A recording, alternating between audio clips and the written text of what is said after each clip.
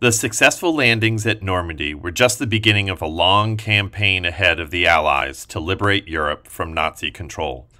The success of the Allies was contingent on armies on two fronts working together to spread thin Nazi forces and to ensnare Germany in a continent-wide pincer movement. Both the Western Front, comprised of the Americans, British, Canadians, Free French, and Poles, along with the Eastern Front, made up of the Soviet armies, would be necessary in order to accomplish the complete defeat of Nazi Germany. The campaign of the Allies on the Western Front commenced with a great success with the D-Day landings. Casualties were lower than projected, and many objectives were secured even earlier than anticipated. With the vast amounts of men and equipment that the Allies were pouring into northern France on the fragile beachhead, the Allies hoped for a swift breakout from the coast and to keep German forces reeling and retreating. As the Americans and British, however, began to move inland from the coast, now with the assistance of heavy armor, they were bitterly disappointed. Progress seemed to grind to a near halt because of an unexpected landform. For centuries, French farmers had plowed the rocks and hard earth from their farms to the edges of their fields. Over time, all this hardened earth became tightly packed, forming earthen dams on each sides of their fields that could be 6 and 8 feet high, called hedgerows. Foliage and shrubbery grew on the hedgerows, obscuring them even further and making them nearly impenetrable. Throughout Normandy, sometimes called bocage country, hedgerows lined the rows and obscured what was around each corner. Visibility was often reduced to 50 or 100 feet. The hedgerows provided a perfect natural barrier and defensive network for the Germans endeavoring to hold on to the region. Every street, every field, and every corner became yet another bunker, machine gun nest, or mortar position for the British and Americans to secure. It was almost like an urban street fight just to take this agricultural area. The progress of the Allies was measured by corner-to-corner progress, seemingly inch by inch. Everything was painfully slow, with every corner needing to be fought over. Casualties mounted quickly for the would-be liberators. Allied infantry endeavored to move slowly and hide behind tanks, but the narrow roads of Normandy bottlenecked tanks and confined them to tight spaces, making them easier to strike by the Germans. If Allied tanks endeavored to drive over the hedgerows, the vulnerable soft underbellies of the tanks would be exposed, making them easier to destroy by the Germans. The Allies demonstrated some of the greatest ingenuity in their efforts to take the bocage country of Normandy. Individual soldiers figured out how to blast a hole into the hedgerow so that troops could run through. Others became better at sighting German emplacements behind the hedgerows and effectively shelled the area before moving in. Other crafty innovations were installed on tanks, such as steel teeth that could act as a bulldozer and bust through the hardened earth of the hedgerows. Slowly, painfully, and gradually, almost at a crawling pace, the Allies subdued one German position after another. They took one field after another, and gained control of one fortified hedgerow after another. The slowed progress and increased casualties were a bitter experience after the great success of D-Day, and now the Allies were weeks behind from their objectives they had hoped to take in the days immediately after D-Day. Hitler finally released additional panzer tank units to Normandy, and the desired breakout was nowhere in sight. In an effort to break the stalemate in Normandy and break out, Allied strategists formulated Operation Cobra. The plan of Cobra involved British units moving east towards Cabourg, which would hopefully draw German divisions in their direction away from central France. Very quickly, Allied bombers would carpet bomb the area south of the beaches and in effect blast a large hole in the German lines through massive bombardment. The Americans would then quickly launch an end run towards and around Saint-Lô and endeavor to move south and trap German units in the middle. After a slow start, British units finally started moving and making headway. The ruse worked. German divisions started moving in their direction, distracting them from what was about to happen in the center. Allied bombers moved in and let loose with a torrent of detonation and destruction. Thousands of bombs were dropped in the area of Falaise, France. Vulnerable German units had nowhere to go and little cover to hide behind. Unfortunately, many French citizens were also caught in the barrage and perished at the hands of Allied bombers. American forces moved quickly to finally capture Saint-Lô and then headed south. Third Army was constituted from multiple units, and General George Patton was placed in command. Third Army moved with breathtaking speed south of Saint-Lô and moved quickly to envelop the remaining Germans in a pocket around Falaise. The British and Poles slammed the trap shut towards the east. 50,000 Germans were caught in the Falaise pocket. Those that tried to escape felt the wrath of Allied artillery units and Allied bombs. The Germans suffered 10,000 casualties, with thousands more finally surrendering to the Allies. The carnage was immense and endless. Vehicles, tanks, equipment, supplies, and bodies littered every field and roadway.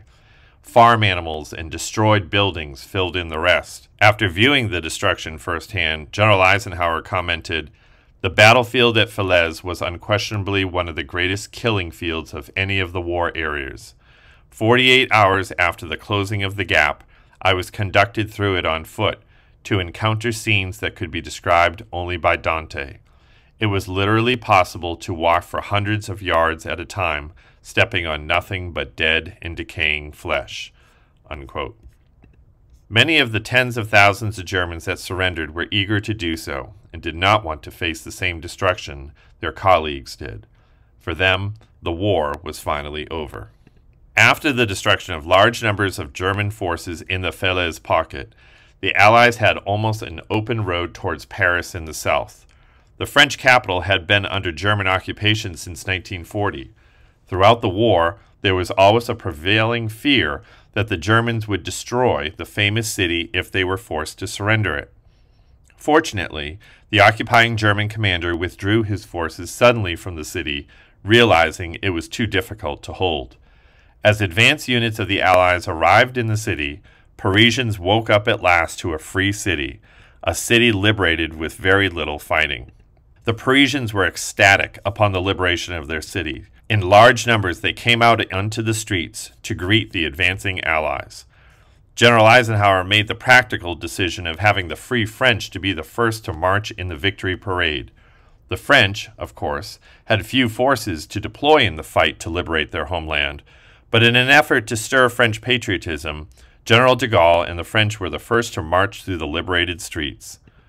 The other Allied nations followed the French in the parade, marching through the Arc de Triomphe, symbolically taking back the monument to French military glory, which had been defiled by the Nazi invaders 4 years earlier.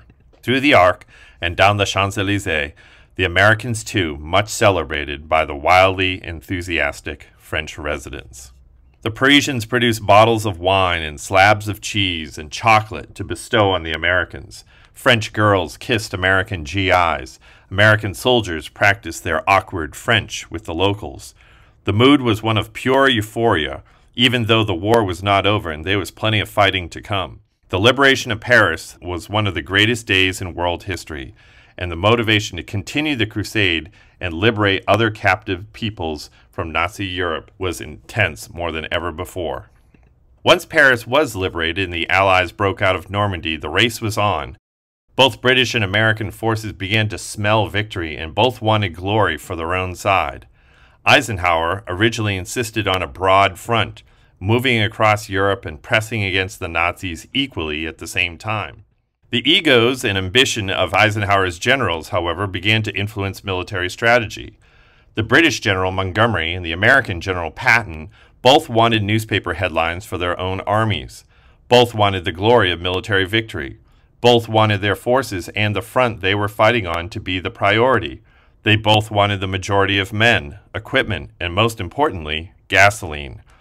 Eisenhower had to contend with politicians, the enemy, and his own generals.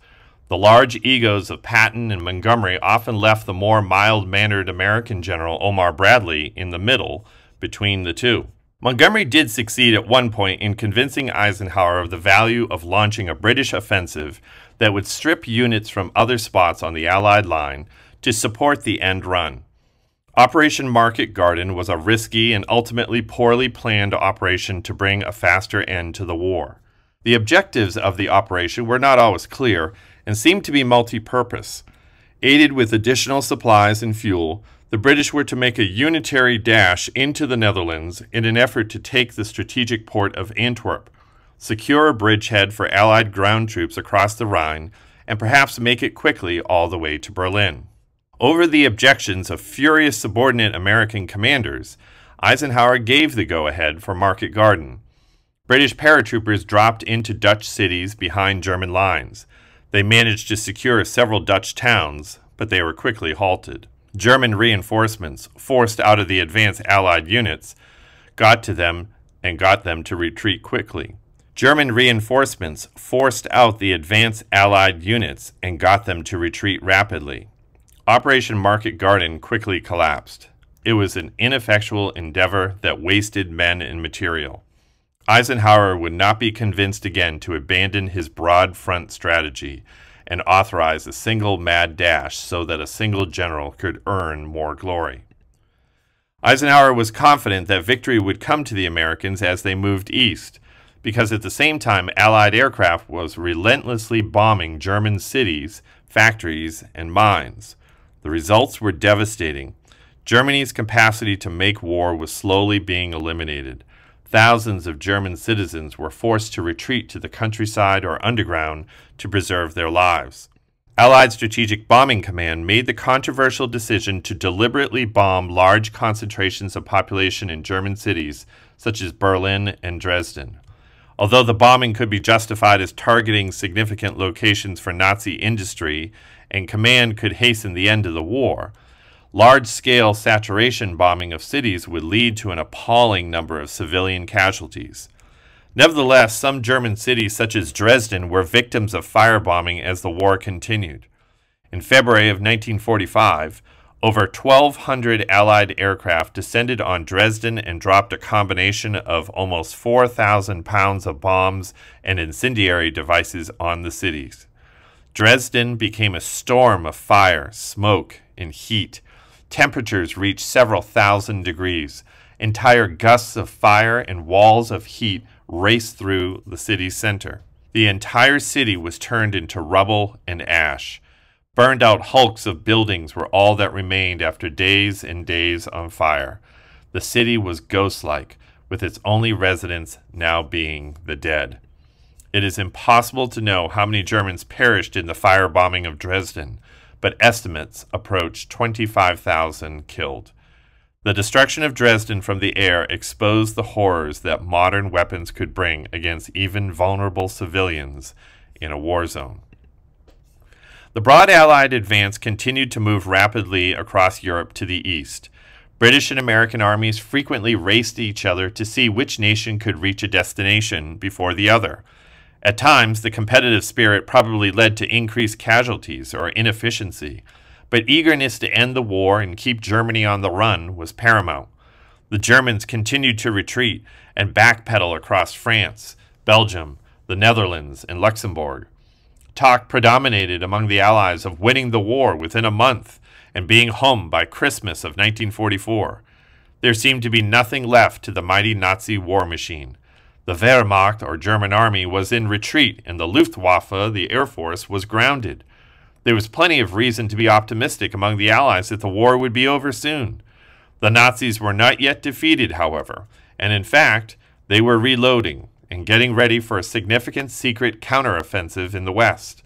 The result would be one of the largest battles on the Western Front and a significant advance, or bulge, well into the Allied front lines that would become known as the Battle of the Bulge. The Germans began planning for the counteroffensive months before. New armored divisions were scraped together from other depleted units. The Germans benefited from new improvements in their vehicles, armor, and firepower. The Tiger II tank was deployed during the Battle of the Bulge, which combined greater armor as well as firepower than its predecessors. Developed from a 1938 design by the Messerschmitt Company, the Me-262 Schwalbe was the world's first operational turbojet aircraft. First flown under jet power alone on July 18, 1942, it proved much faster than conventional airplanes.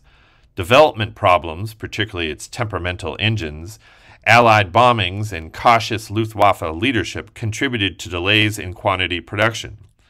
On July 25, 1944, an Me-262 became the first jet airplane used in combat when it attacked a British photo reconnaissance Mosquito flying over Munich.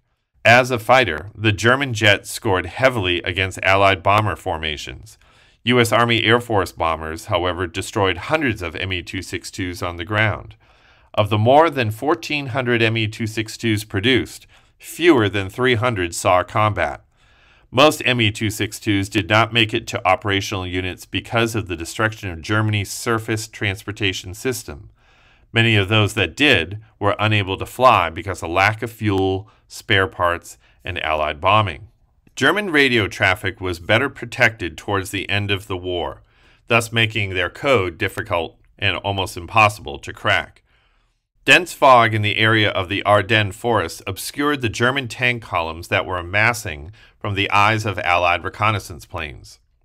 Thus, the Germans struck suddenly and without warning at some of the softer sections of the advancing Allied lines, quickly pushing them back and providing the Germans with their first effective counteroffensive on the Western Front. Taken by surprise, many outnumbered American units surrendered to the advancing Germans. One group of Americans were marched out into a field outside of the Belgian town of Malmedy, where they were executed by the Waffen-SS. The massacre of 84 Americans at Malmedy enraged American forces and inspired them to enact revenge against the Germans. The German spearhead plunged deep into Allied lines by late December. Supreme Allied Command was left scurrying for means to beat back the counteroffensive and stop the bulge in Allied lines. The German advance occurred so quickly that many Americans of the 101st Airborne Division were surrounded at the Belgian town of Bastogne, as the German tank columns continued to advance around them and bypass them. Not wanting to be held up, the Germans continued to advance and lay siege to Bastogne. German artillery frequently shelled the town and Allied positions in an effort to deplete the holding American forces and get them to surrender. Other American units were forced to continue to retreat. American troops dug foxholes and trenches in the woods surrounding the town of Bastogne, forming a perimeter around the town to counter the additional German attacks they knew would be coming. Many of the defenders of Bastogne would remember the cold and snowy conditions for the rest of their lives. Men struggled to keep warm, food rations were running out, and ammunition was dangerously low. Heavy cloud cover prevented Allied planes from dropping additional supplies to their defenders. Some of the American foxholes dug to defend Bastogne still remain today in the surrounding woods. At this desperate moment, with American forces completely surrounded and running out of supplies and ammunition at Bastogne, the general in command of American forces received a message from the Germans demanding them to surrender. General Anthony McAuliffe's response to the German request to surrender became legendary and part of the lore of World War II. The message General McAuliffe received from the Germans read, "To the USA commander of the encircled town of Bastogne, the fortune of war is changing. This time the USA forces in and near Bastogne have been encircled by strong German armored units. More German armored units have crossed the river Eure near Euthaville, have taken Marche and reached Saint-Hubert by passing through Hombre-Sibret-Tillet. Libremont is in German hands. There is only one possibility to save the encircled USA troops from total annihilation. That is the honorable surrender of the encircled town. In order to think it over, a term of 2 hours will be granted, beginning with the presentation of this note. If this proposal should be rejected, 1 German artillery corps and 6 heavy anti-aircraft battalions are ready to annihilate the USA troops in and near Bastogne. The order for firing will be given immediately after this 2-hour term. All the serious civilian losses caused by this artillery fire would not correspond with the well-known American humanity." The German commander. McAuliffe's terse reply to the Germans simply read, "To the German commander, nuts. the American commander. The humor in the message was the nuts is an American idiom meaning crazy, but was not immediately translated or understood by the Germans. Once it is clear that the Germans had organized a substantial counteroffensive and had punched a significant bulge in American lines, Eisenhower gathered his senior commanders at Verdun to confer and hatch a plan to respond. Eisenhower demanded his commanders not to be despondent over the unexpected counteroffensive and that they rather look at it as an opportunity. German divisions had come out of hiding and exposed themselves, now presented the Allies with an opportunity to destroy them. Eisenhower asked Patton if he would be able to send Third Army units north to relieve Bastogne. Patton lightened the mood of the meeting when he told the Supreme Commander they were already underway. Patton's forces moved north quickly and fought through the German lines to relieve the beleaguered troops that had been surrounded. Equally beneficial was that the skies finally cleared that day after Christmas, and Allied planes were able to drop supplies for the Allies. The Battle of the Bulge was the last gasp of German resistance in the West. Units that weeks before took the Americans by surprise were subsequently surrounded and destroyed. Germans surrendered en masse to the Allies. Besides scattered and depleted German army units, two last obstacles remained to the Allied advance into Germany. One was man-made and the other was natural. The man-made obstacle was the Siegfried Line. The Siegfried Line started to be constructed in the 1930s as a defensive countermeasure to the French Maginot Line.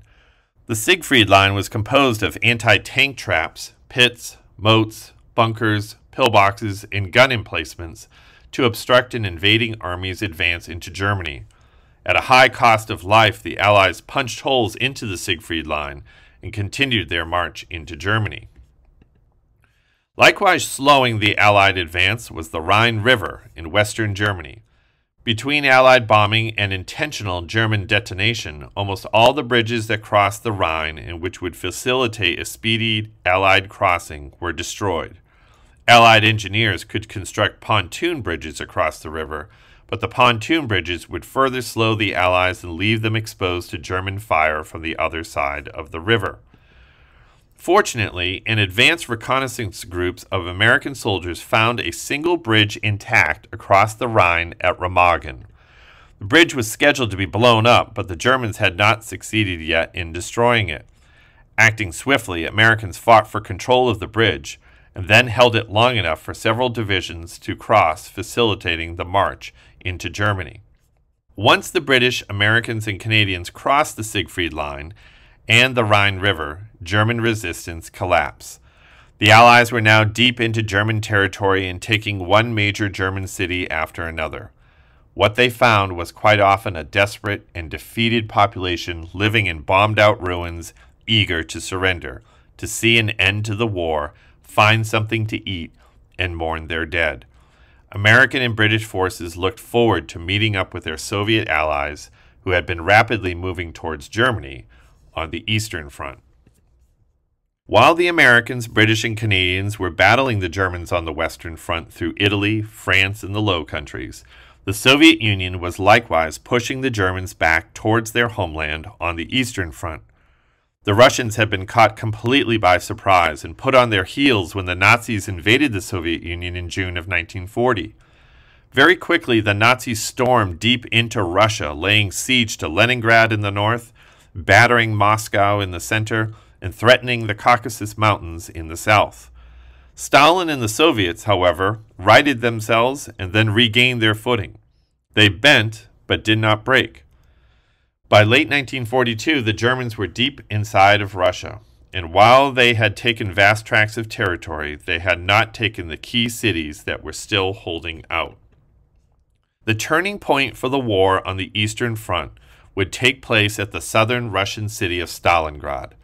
Stalingrad was not originally an objective for the Nazi army. It was simply on the way to taking the Caucasus Mountains and gaining access to the oil fields of Iran. Yet Hitler could not resist bypassing the city, particularly as it was named after the Soviet leader Joseph Stalin.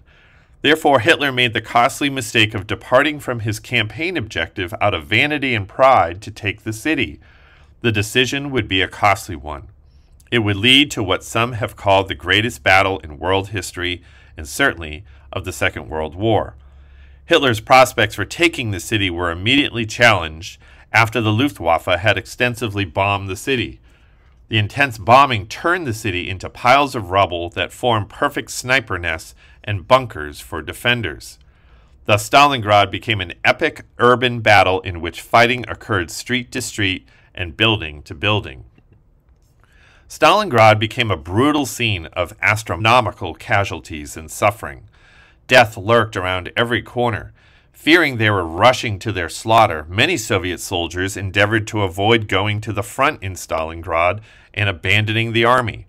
To counteract such desertions, Stalin issued Order 227, in which he declared, "It is time to finish retreating, not one step back." The order to Soviet soldiers not to take a single step back was enforced by the concurrent order to Soviet officers to shoot any fellow Russian soldier that would not advance toward the front. The result was more slaughter. Soviet officers killed their own men to keep them from retreating. Others that did move forward stepped right into German machine guns. The struggle for the city settled into a months-long ordeal which played to the favor of the Soviets as the Germans were far from home and struggling to get supplies to the front.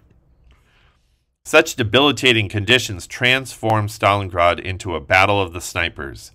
The Germans brought in their best snipers to pick off Soviet troops one by one. The Soviets responded in kind. A particular hero who emerged for the Soviet army was Vasily Zaitsev. Zaitsev proved particularly adept with a rifle and killed an incredible total of 225 Germans during the battle for Stalingrad, including 11 German snipers. For his efforts, Zaitsev would be awarded the Hero of the Soviet Union Medal in 1943. Also helpful for the Soviets to achieve victory at Stalingrad was the contribution of the so-called Night Witches. The Night Witches were female fighter pilots who bombed and strafed German positions. The presence of Russian women in the Soviet armed forces indicated the total war effort required of the Soviet Union to defeat the Germans. Realizing that female pilots had downed some of their planes and killed some of their troops was a source of great embarrassment to the Nazis. Slowly and inexorably, the Soviets were able to envelop the Germans inside the city of Stalingrad, trapping 90,000 German troops and officers inside the bombed-out ruins of the city. The Germans exhausted their food supplies, ran low on ammunition, and were exhausted from months of fighting in the cold. Seeing no alternative, the surrounded Germans surrendered on February 2, 1943. Shortly before, Hitler had made the German commanding officer in Stalingrad a field marshal. No German field marshal had ever surrendered German troops in the field while alive. Hitler was implying that the commander, Friedrich Paulus, would commit suicide like all the field marshals before him. But Friedrich Paulus refused. He surrendered the entire German force in Stalingrad, marking the end of the battle. Victory at Stalingrad was an enormous morale boost for the Soviet army and Russian people. It was the first major victory of significance for the Russians over the Germans, and indicated the ability of the Russians to beat the Germans in combat. After the war, Stalingrad would be rebuilt and renamed as Volgograd, but there still remain some remnants of the epic battle of the war. The Battle of Stalingrad was disastrous for the Nazis deep within the Soviet Union. The Soviet victory marked the turning of the tide on the Eastern Front and the gradual turning back of the Germans in Russia. Desperate to stall and stop the retreat of German forces, Hitler ordered a large-scale tank counteroffensive outside of Stalingrad. He hoped to at least hold German ground in Russia, if not administer a devastating blow that would knock Russia out of the war, so that he could concentrate his forces on the Western Front. 2 panzer armies were dispatched in the direction of the city of Kursk.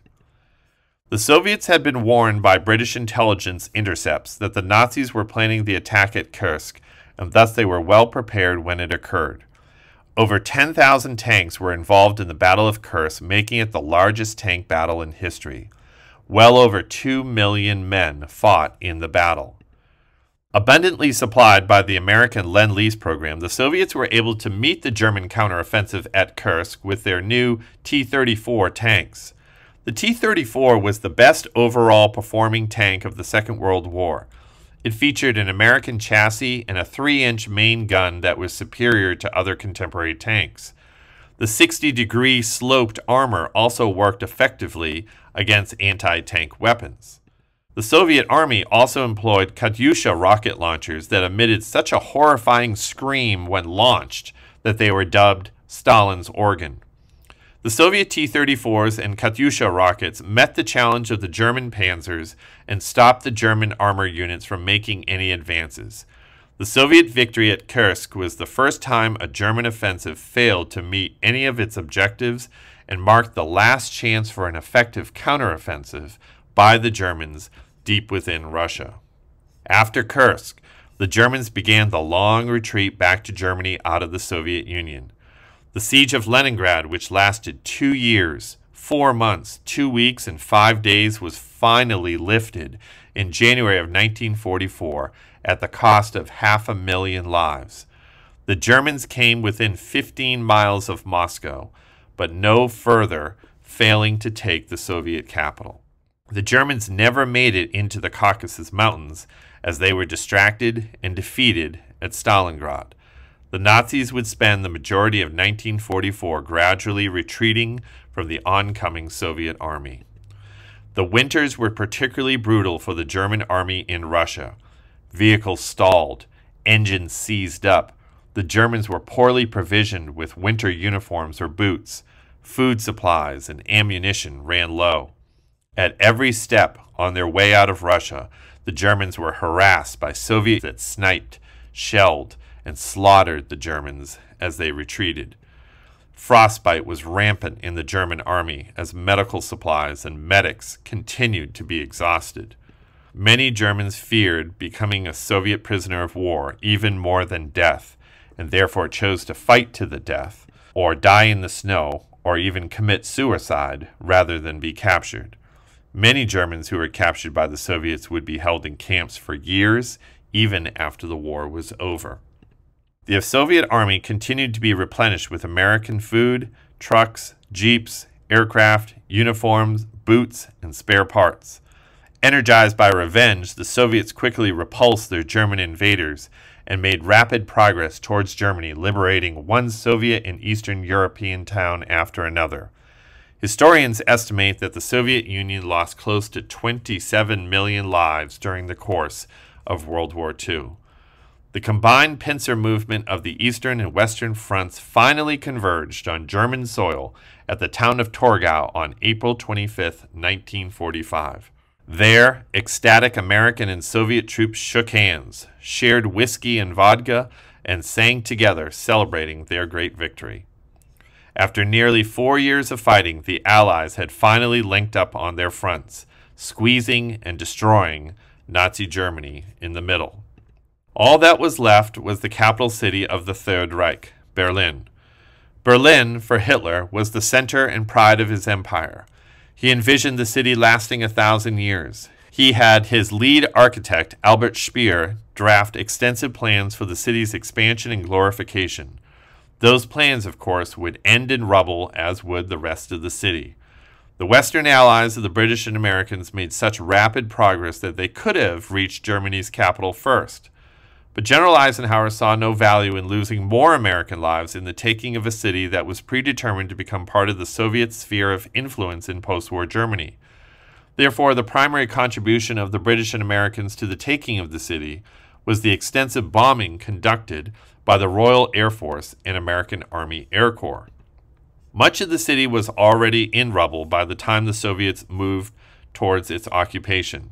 The Russian counteroffensive, which started deep in the Soviet Union at Stalingrad, moved the Nazis out of Russia, across Eastern Europe, and all the way back into Germany to Berlin.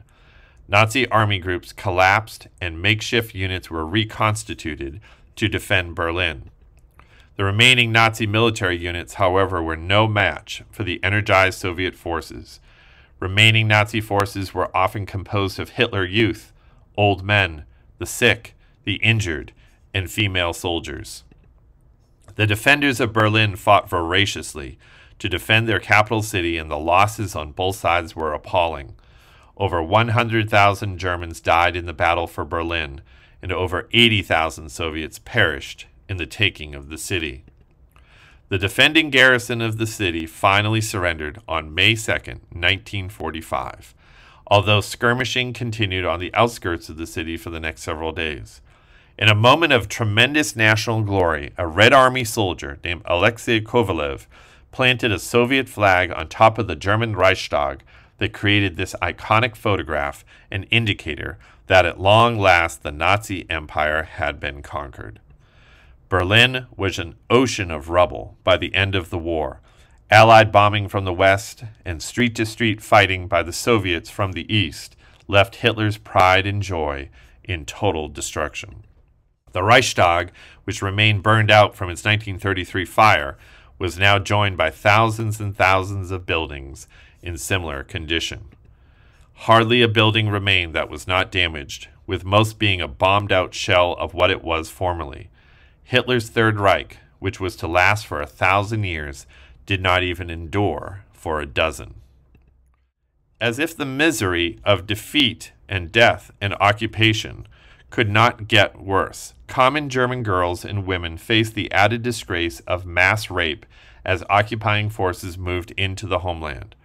British, American, and French troops raped women in the western sectors of Germany as they conquered the Nazis, but the majority of the rapes occurred in the east by Soviet soldiers against German civilians. Indeed, some historians have identified this even as the largest mass rape in world history. It is impossible to know, but around 100,000 women were raped in the city of Berlin alone, and perhaps up to 1.5 million German women were raped altogether in the eastern portions of Germany in the last days of the war. Many of the victims were German girls as young as 12, and older women in their 80s. Many of the assaults were gang rapes, and the same woman being raped dozens of times by multiple soldiers. Very few soldiers guilty of rape were even held to account or prosecuted. Most of the rapes did not result in the conception of a child. Thousands of German women sought swift abortions and other committed suicide due to the trauma they had experienced. The infant mortality rate in immediate post-war Berlin was 90%. For decades, most German women would remain silent regarding the rapes, but it remains one of the most horrible events in the most horrible of wars. Adolf Hitler secluded himself from the sufferings of his troops and people during his final days. Residing deep beneath the Reichschancellery garden was a reinforced concrete bunker. The Führer was determined not to be captured and to oversee the destruction of his Reich in the delusional belief that it would rise stronger from the ashes. After finally realizing that his troops would not be rallied to defeat the Allies, as with the Soviets beginning to shell Berlin, Hitler retreated deep within his bunker.